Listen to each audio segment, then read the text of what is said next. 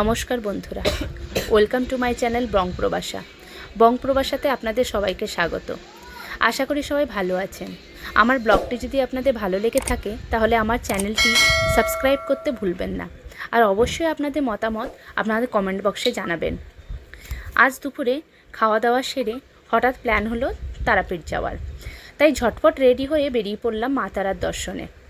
গ্রামের ছোট রাস্তা ধরে চলেছে আমাদের গাড়ি। চারদিকে সবুজ মাঠ আর মাথার উপরে নীল আকাশ, এ যেন প্রকৃতির এক অভিনব রূপ। চলুন তাহলে আমাদের সঙ্গে থাকুন।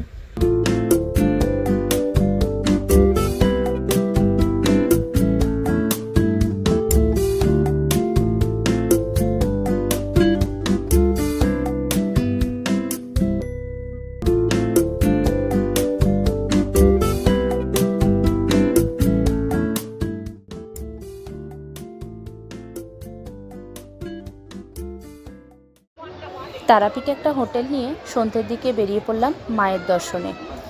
এখন আছি নর্মাল লাইনে দাঁড়িয়ে, ভিড় খুব একটা বেশি নেই।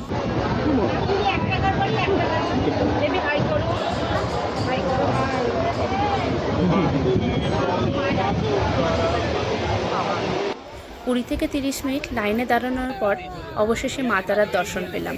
চলুন তাহলে মায়ের দর্শন করে আসি। মন্দিরের ভিতরে ভিড় কিন্তু যথেষ্ট ছিল, সেই কারণে একজন বয়স্ক বৃদ্ধ মহিলা অসুস্থ হয়ে পড়েছেন।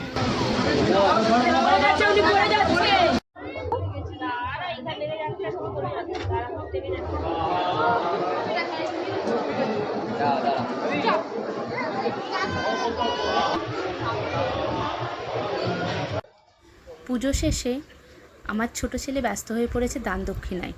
দান দক্ষিণা করতে করতে আমরা ঢুকে পড়লাম শ্মশানঘাটের দিকে। চলুন তাহলে শ্মশানঘাটটা ঘুরে নেওয়া যাক।